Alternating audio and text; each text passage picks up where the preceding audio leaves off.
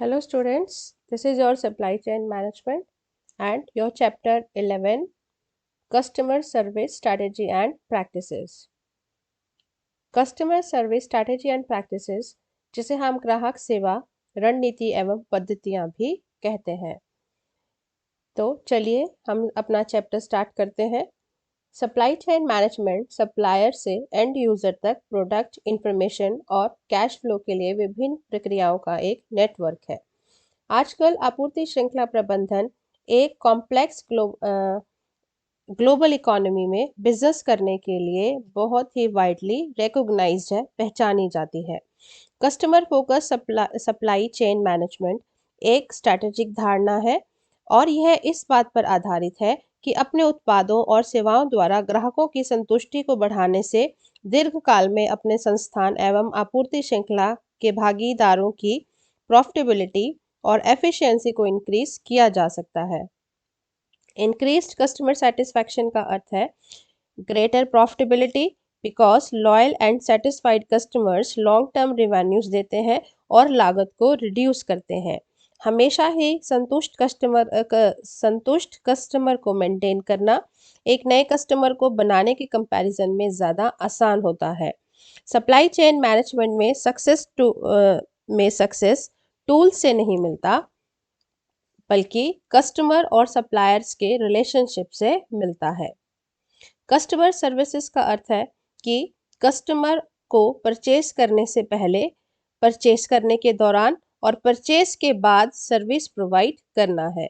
मतलब जब भी कोई कस्टमर आपके किसी भी फर्म के प्रोडक्ट को परचेस करता है तो परचेस करने से पहले और ड्यूरिंग द परचेस, जिस समय पर वो परचेस कर रहा है और परचेस करने के बाद भी अगर लगातार सर्विसेज दी जाती हैं तो उसे हम कहते हैं कि एक बेटर कस्टमर सर्विसेज जो है वो कोई ऑर्गेनाइजेशन प्रोवाइड कर रही है। Next is the levels of customer service. ग्राहक सेवा का स्तर। तो इसमें सबसे पहले है customer service as an activity. ग्राहक सेवा एक गतिविधि के रूप में। According to this customer service एक स्पेशल टास्क है जिसमें एक फर्म को कस्टमर की नीड्स को पूरा करना चाहिए। कस्टमर सर्विस में order processing, billing, invoicing, product return आदि को इंक्लूड किया जाता है। सेकेंड है customer service as performance measures.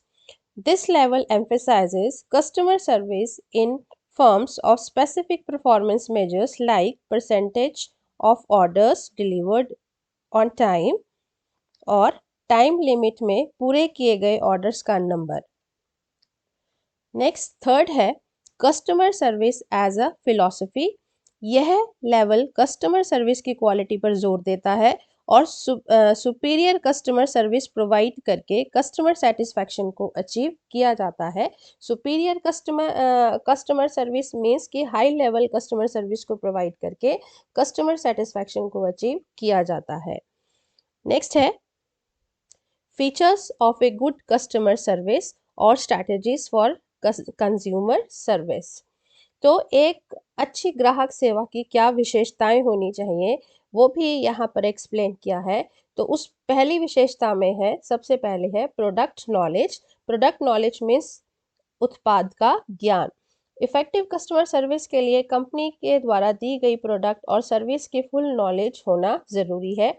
एक कस्टमर हमेशा गुड्स को परचेस करने के लिए उसकी क्वालिटी और इम्पॉर्टेंट इंफॉर्मेशंस को प्राप्त करने के लिए इंटरेस्टेड होता है, तो वो सारी इंफॉर्मेशंस जो है कस्टमर को प्रोवाइड की जानी चाहिए। सेकंड आता है रिलायबिलिटी। रिलायबिलिटी मीन्स विश्वसनीयता, ट्रस्टवर्दीनेस।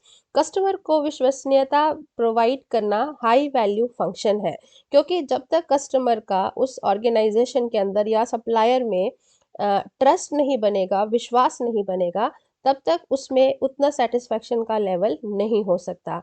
तो यह एक बहुत ही हाई वैल्यू फंक्शन है, ट्रस्ट को बनाए रखना या रिलायबिलिटी को बनाए रखना।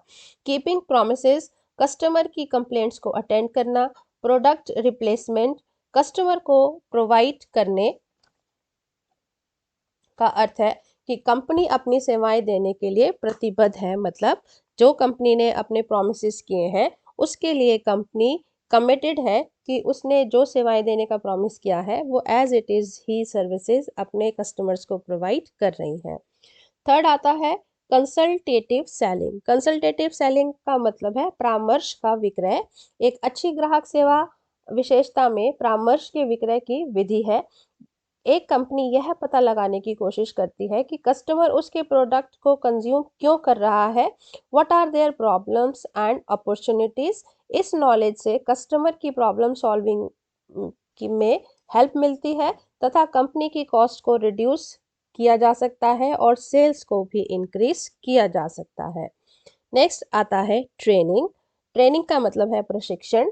एक कंपनी को कभी भी यह नहीं सोचना चाहिए कि एक कंज्यूमर को प्रोडक्ट यूज़ करना आता है, क्योंकि शुरुआत में कंपनी कस्टमर्स को जब अपने प्रोडक्ट को सेल करती है तो प्रोडक्ट भी हो सकता है कि कंज्यूमर के लिए नया हो, उसने वैसा प्रोडक्ट पहली बार देखा हो, उसे वो यूज़ नहीं करना आता। उसकी अगर वो टेक्निकल प्रोडक्ट है तो उसकी टेक्निकल सेटिंग्स क्या होंगी, अगर उसको मैनुअली यूज़ करना है तो उसको कैसे मैनुअली यूज़ किया जाएगा। तो इस प्रकार की ट्रेनिंग जो है कस्टमर को दी जानी चाहिए। कंपनी को कस्टमर को ट्रेनिंग देनी चाहिए, जिससे हम डेमो भी कहते हैं, डेमो मीन्स डेमोन्स्ट्रेशन देना चाहिए, बताना चाहिए। और इस डेमोन्स्ट्रेशन में प्रोडक्ट को यूज़ करने का और उसको कैसे हम आगे उसका प्रोसीजर बताया जाना चाहिए। कंपनी को एक चेकलिस्ट बनानी चाहिए जिसमें प्रोडक्ट से रिलेटेड टेक्नोलॉजी प्रॉब्लम्स और उनका सॉल्यूशन मेंशन करना चाहिए। चेकलिस्ट का मतलब है कि पॉइंट्स लिखने चाहिए और उस पॉइंट्स को चेक करते रहना चाहिए कि क्या ये प्रोडक्ट कस्टमर को यूज़ करना आता है। अगर आता है देन उसको टिक करना चाहिए, चेक। देन उसकी टेक्नोलॉजी क्या कस्टमर को समझ आ गई, उसका टेक्नोलॉजी के बारे में कस्टमर को कितनी नॉलेज है, अगर वो ठीक है उसको चेक करना चाहिए। कस्टमर की क्या प्रॉब्लम आई है, उस प्रॉब्लम का सॉल्यूशन हुआ या नहीं हुआ, उसको चेक करना चाहिए। तो इस प्रकार से कंपनी को एक चेकलिस्ट बनानी चाहिए जिसमें प्रोडक्ट से रिलेटेड हर इंफॉर्मेशन के बारे में उसको चेक आउट करना चाहिए, ठीक है। और यह भी इंश्योर करना चाहिए कि कस्टमर प्रोडक्ट से सेटिस्फाइड है और सही प्रकार से उसका यूज़ कर रहा है, कि उसका प्रॉपर यूज़ क्या है ये भी कस्टमर को उसकी पूरी नॉलेज होनी चाहिए। नेक्स्ट आता है रिस्पॉन्सिवनेस। रिस्पॉन्सिवनेस का मतलब होता है जवाबदेही।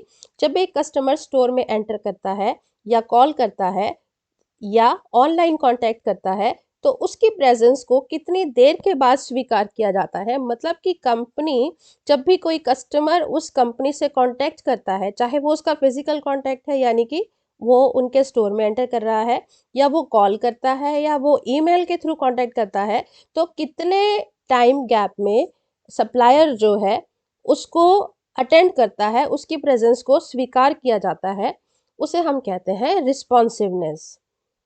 एक कस्टमर को सर्विस रिसीव करने में कितना टाइम लगता है, उसे कितना वेट करना पड़ता है, अगर कस्टमर कोई प्रॉब्लम फेस कर रहा है तो कितने टाइम पीरियड में उसकी प्रॉब्लम को सुना जाता है और सॉल्व किया जाता है।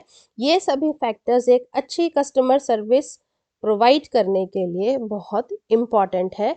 तो रिस्पॉन्सिवनेस मतलब फर्म की रिस्पॉन्सिवनेस क्या है कस्टमर की प्रॉब्लम्स को लेके, कि वो कितनी जल्दी उसके प्रॉब्लम्स को रिस्पॉन्ड करते हैं। नेक्स्ट आता है courtesy. Courtesy means this is the easiest और we can say free feature to exhibit. मतलब कि देखिए, हम जब किसी के साथ किसी को कर्टेसी शो करते हैं, कर्टेसी का मतलब मैनर्स, अगर हम किसी के साथ अच्छे से बिहेव करते हैं, काइंडनेस से, पोलाइटनेस से, तो इसका कोई कॉस्ट नहीं लगता, ये बिल्कुल फ्री है। तो यहाँ पर जो भी स्टाफ रखा है, जो भी एम्प्लॉयज़ हैं, वो एम्प्लॉयज़ कस्टमर से कैसे डील कर रहे हैं, कैसे उनको अटेंड कर रहे हैं, तो ये बिल्कुल फ्री एक फीचर है कस्टमर को अट्रैक्ट करने का, कस्टमर को मेंटेन करने का। तो कर्टेसी भी बहुत इम्पॉर्टेंट है। अगर ऐसा कोई फीचर है जिसे हम सब कंट्रोल कर सकते हैं तो वो है हमारी काइंडनेस और politeness. Every consumer deserves courtesy. हर एक कंज्यूमर को जो है कर्टेसी रिक्वायर्ड होती है, and every customer wants polite and humble behaviour from the company. देखिए, हम भी जब कभी कोई प्रोडक्ट खरीदने जाते हैं, किसी ऑर्गेनाइजेशन में जाते हैं, तो हम भी ये चाहते हैं कि हमारे साथ अच्छा बिहेवियर किया जाए, बहुत ही पोलाइट हो, हम्बल हो। अगर कोई हमारे साथ ऐसा रहता है तो हम काफ़ी टाइम तक इम्प्रेशन जो है, एक लॉन्ग लास्टिंग इम्प्रेशन हमारे माइंड में उनका बना रहता है। और इन सभी फीचर्स का एक लॉन्ग लास्ट इम्प्रेशन होता है, खासकर तब जब एक कस्टमर कंपनी की सर्विस या प्रोडक्ट से डिससेटिस्फाइड होता है। देखिए, अगर मान लीजिए कंपनी की कई बार जो वो कंपनी प्रोडक्ट दिया है या सर्विस है, उसमें उससे कस्टमर सेटिस्फाइड नहीं है, लेकिन अगर वो उसके साथ एक काइंडनेस, पोलाइटनेस या कर्टेसी के साथ पेश आते हैं, तो भी जो है कस्टमर उतनी ज़्यादा प्रॉब्लम्स क्रिएट उनके लिए नहीं करेगा। नेक्स्ट आता है कंसिस्टेंसी। कंसिस्टेंसी का अर्थ है एक बिहेवियर के पैटर्न को एस्टेब्लिश करना, मतलब कि जो कंपनी ने एक बिहेवियर बनाया है उसी पैटर्न को बनाए रखना। यह एक ऐसा फैक्टर है जो कंज्यूमर्स को लॉन्ग टर्म के लिए मेंटेन करता है। अगर एक कंपनी कॉन्टिन्यूसली ट्रस्टवर्दीनेस मीन्स विश्वसनीयता, एफिशिएंट और रिस्पॉन्सिबल और पोलाइट है, तो यह निश्चित रूप से एक बेस्ट कस्टमर सर्विस प्रोवाइड कर रही होगी। ठीक है। नेक्स्ट आता है कस्टमर फीडबैक। कस्टमर फीडबैक भी इम्पॉर्टेंट है। कस्टमर फीडबैक एक इंफॉर्मेशन फ्लो का बेस्ट सोर्स है। कस्टमर फीडबैक का यूज एक एग्रीव्ड इंडिविजुअल को समझने तथा फ्यूचर में कस्टमर्स को सर्विस प्रोवाइड करने और उसमें इफेक्टिवनेस लाने के लिए किया जाता है। एग्रीड इंडिविजुअल मीन्स कि कोई ऐसा कस्टमर है, एक ऐसा इंडिविजुअल है जिसको उस कंपनी से कोई प्रॉब्लम हुई है, तो उसकी प्रॉब्लम क्या थी उसको समझने के लिए और फ्यूचर में कस्टमर्स को बेस्ट सर्विस प्रोवाइड करने के लिए कस्टमर फीडबैक जो है वो बहुत इम्पॉर्टेंट होता है। नेक्स्ट आता है यूज CRM प्लेटफॉर्म्स। CRM का यहाँ पर मतलब है कस्टमर रिलेशनशिप मैनेजमेंट। बहुत सारी कंपनीज अपनी डिफरेंट टीम्स में कोऑर्डिनेशन करने में फेल हो जाती हैं, जिसके रिजल्ट में कस्टमर डिससेटिस्फैक्शन क्रिएट होता है। इन प्रॉब्लम्स को सॉल्व करने के लिए कस्टमर रिलेशनशिप का यूज़ करके कंपनी अपनी वर्क प्रोसेस को स्ट्रीमलाइन कर सकती है। यह कस्टमर इंटरेक्शन को बढ़ाता है, जिससे लाइफ लॉन्ग कस्टमर रिलेशनशिप बनता है और कस्टमर की नीड समझने में यह हेल्प करता है and provide personalised experience to each consumer. Next आता है क्रिएट कस्टमर सर्विस विजन, ग्राहक सेवा दृष्टिकोण बनाना। कस्टमर सर्विस स्ट्रैटेजी में एक customer service vision means customer किस प्रकार की सर्विस एक्सपेक्ट करता है, मतलब उसको कैसी सर्विस चाहिए, उसको सर्विस को लेके किसी कस्टमर की एक्सपेक्टेशन क्या है, वो हम कस्टमर सर्विस विजन में इंक्लूड करते हैं। ठीक है। विजन मीन्स कि वो कैसे देखता है कि उसको सर्विस मिलनी चाहिए। कस्टमर सर्विस विजन को एम्प्लॉयज़ में कम्युनिकेट करना, फिर एम्प्लॉयज़ को, क्योंकि देखिए जो मेन प्रोड्यूसर है वो ही सर्विस प्रोवाइडर है, वो ही हमेशा सब जगह पर आकर कस्टमर को डायरेक्ट सर्विस नहीं दे सकता, उसको एम्प्लॉयज़ भी रखने पड़ते हैं। लेकिन अपना उसकी सर्विस को लेके क्या फ़िलॉसफ़ी है, कस्टमर को कैसे उसने सर्विस देनी है और वो क्या कस्टमर के विज़न को समझ रहा है, ये सब सर्विस प्रोवाइडर जो है उसे अपने एम्प्लॉयज़ में बताना ज़रूरी है, क्योंकि अल्टीमेटली जो सर्विस है that is given by employees. Employees को ऑर्गेनाइजेशन गोल्स और कस्टमर विजन को समझना बहुत ही ज़रूरी है। साथ ही इन सबको अचीव करने के लिए अपनी रिस्पॉन्सिबिलिटी को भी समझना ज़रूरी है, क्योंकि जब एम्प्लॉय समझेंगे कि वो ही रिस्पॉन्सिबल हैं या उनकी भी जिम्मेवारी बनती है कि वो कस्टमर को एक अच्छी सर्विस प्रोवाइड करें या कस्टमर जैसी सर्विस चाह रहा है, कस्टमर की जो एक्सपेक्टेशंस है उसके अकॉर्डिंग उसको सर्विस प्रोवाइड करें, तो ये जिम्मेवारी एम्प्लॉयज़ को समझना ज़रूरी है। और जब एम्प्लॉयज़ इसको समझते हैं तो वो बेटर सर्विस देने की कोशिश करते हैं। Then reward and recognise good service, जिसे हम कहते हैं अच्छी सेवा को पहचानना एवं पुरस्कृत करना। ऑर्गेनाइजेशन में बेस्ट कस्टमर सर्विस प्रोवाइड करने पर एम्प्लॉयज़ को एक्सेप्टेंस और रिवॉर्ड देने का सिस्टम होना चाहिए। देखिए, एम्प्लॉयज़ जब एफर्ट करता है, उसने अच्छी सर्विस प्रोवाइड की है, कस्टमर भी खुश है, तो वहाँ पर फिर कंपनी को क्या करना चाहिए, ऑर्गेनाइजेशन को क्या करना चाहिए कि बेस्ट कस्टमर सर्विस प्रोवाइड करने पर उसको एक्सेप्टेंस मतलब उसको एक्सेप्ट करना चाहिए और रिवॉर्ड देने का सिस्टम भी वहाँ पर बनाना चाहिए, रिवॉर्ड देना चाहिए, जिससे कि वो एम्प्लॉय तो मोटिवेट होगा ही, साथ में दूसरे एम्प्लॉयज़ को भी मोटिवेशन मिलता है कि अगर वो भी अच्छा काम करेंगे तो उन्हें भी फर्दर फ्यूचर में रिवॉर्ड दिया जाएगा। एम्प्लॉयज़ को पॉजिटिव री चाहिए। जब वे गुड कस्टमर सर्विस कल्चर में अच्छा प्रदर्शन करते हैं तो उन्हें भी ऐसा लगता है कि उनको भी कोई रिवॉर्ड या पॉजिटिव रीइंफोर्समेंट मिलना चाहिए। Organisation needs to know about their customer and what they want. उन्हें कस्टमर की ज़रूरतों को पूरा करने के लिए स्ट्रेटजीज भी बनानी चाहिए। तो ये हमारा है कस्टमर को कैसे हमने जो है अच्छी सर्विस प्रोवाइड करनी है, features of a good customer service. Next आता है customer service practices. Customer service practices में क्या है, आजकल जो कंपनियां ऑफर कर रही हैं वो कस्टमर एक्सपेक्टेशंस के अकॉर्डिंग नहीं है। अगर कंपनी अपनी सप्लाई चेन को प्रॉपरली डिज़ाइन नहीं करती तो ग्राहकों की या कस्टमर्स की जो एक्सपेक्टेशंस हैं वो पूरी नहीं हो पाती हैं। यह बहुत ही इम्पॉर्टेंट है कि कैसे एक कंपनी अपने गोल्स को सेट करती है और कैसे अपनी स्ट्रैटेजीज को बनाती है। There are important things to start towards a more customer centric supply chain। उसमें सबसे पहले आता है improve relationships with logistic providers। Logistic प्रदान करने वालों से बेहतर संबंध। आज के चैलेंजिंग एनवायरनमेंट में सरवाइव करने के लिए अपने सप्लायर से अच्छे रिलेशन बनाने की ज़रूरत है। थर्ड पार्टी लॉजिस्टिक के कारण अधिक सहयोगात्मक स्ट्रैटेजिक अप्रोच की आवश्यकता है। सर्विस प्रोवाइडर्स के साथ मिलकर सर्विस में इम्प्रूवमेंट की जा सकती है, क्योंकि यह जानने में हेल्प मिलती है कि शिपर मीन्स कि जिसने गुड्स को शिप करना है, मीन्स शिपिंग का काम जो कर रहा है, कि शिपर की क्या नीड्स है और उनके कस्टमर्स के लिए इम्पोर्टेंट इश्यूज क्या है। सेकंड आता है keep customers feedback top of mind.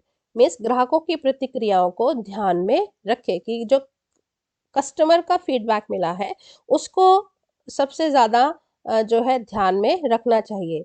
ग्राहकों की नीड्स को समझना बहुत ही इम्पॉर्टेंट है, तभी कंपनी अपनी सर्विसेज को उनकी नीड्स के अकॉर्डिंग डिस्ट्रीब्यूट कर सकती है। किसी भी लेवल पर अगर सर्विस क्वालिटी सही नहीं है तो यह कस्टमर रिलेशनशिप को ख़राब कर सकती है और इन सब प्रोसेस में कंपनी की जो गुडविल है वो भी ख़राब हो सकती है। अगर एक कंपनी के पास कस्टमर बिहेवियर की नॉलेज नहीं है तो प्रॉब्लम एरियाज को फाइंड आउट करके उसे करेक्टिव एक्शंस लिए जाने ज़रूरी हैं। नेक्स्ट आता है sorry effective inventory management system, प्रभावी सूची प्रबंधन प्रणाली। आज के बिजनेस एनवायरनमेंट में कंपनी को सरवाइव करने के लिए एक्सीलेंट परफॉर्मेंस, कस्टमर एक्सपेक्टेशंस को पूरा करना, वैल्यूएबल सर्विस प्रोवाइड करना, कस्टमर सेटिस्फैक्शन आदि इम्पॉर्टेंट है। एक टोटल सप्लाई चेन में प्रॉब्लम एरियाज की को जानने के लिए एक इफेक्टिव इन्वेंट्री मैनेजमेंट सिस्टम जो है वो इम्पॉर्टेंट डाटा प्रोवाइड कर सकता है कि अगर हमने इन्वेंट्री मैनेजमेंट सिस्टम एक अच्छा बना रखा है तो उससे हमें इम्पॉर्टेंट डाटा मिल सकता है और उस डाटा से हम अच्छी इंफॉर्मेशन ड्रॉ कर सकते हैं। प्रेजेंट सप्लाई चेन में डिमांड की कॉम्प्लेक्सिटी मीन्स की जो डिमांड आजकल बहुत कॉम्प्लेक्स बन गई है, क्वांटिटी और अर्जेंसी में उतार चढ़ाव है। उसमें उतार चढ़ाव आते रहते हैं, कम ज़्यादा होता रहता है। नेक्स्ट आता है सर्विस क्वालिटी। सर्विस क्वालिटी को कहा जाता है सेवा की गुणवत्ता। सर्विस क्वालिटी कस्टमर एक्सपेक्टेशन और कस्टमर एक्सपीरियंस के बीच का डिफरेंस है कि कस्टमर क्या एक्सपेक्ट कर रहा है और अल्टीमेटली फिर कस्टमर को उससे क्या एक्सपीरियंस हुआ, उसका जो एक बीच का डिफरेंस है उसे हम कहते हैं service quality. The dimensions of service quality seen as important to customer include both tangible and intangible aspect. उसको टेंजिबल एस्पेक्ट भी हो सकता है और इनटेंजिबल। टेंजिबल क्या होता है? Which can be seen, and intangible which you cannot see। In intangible factors जैसे प्रॉमिस सर्विसेज को डिलीवर करना, कि जो सर्विसेज प्रॉमिस की हैं तो अपने प्रोमिस को पूरा करना, कस्टमर्स की हेल्प करना और क्विक सर्विस प्रोवाइड करने की इच्छा। और उसके बाद आता है एम्प्लॉयज़ बिहेवियर और नॉलेज, एम्प्लॉयज़ का क्या बिहेवियर है, उनकी क्या नॉलेज है, and attentiveness to customers. Customers जो हैं वो कितने अटेंटिव हैं।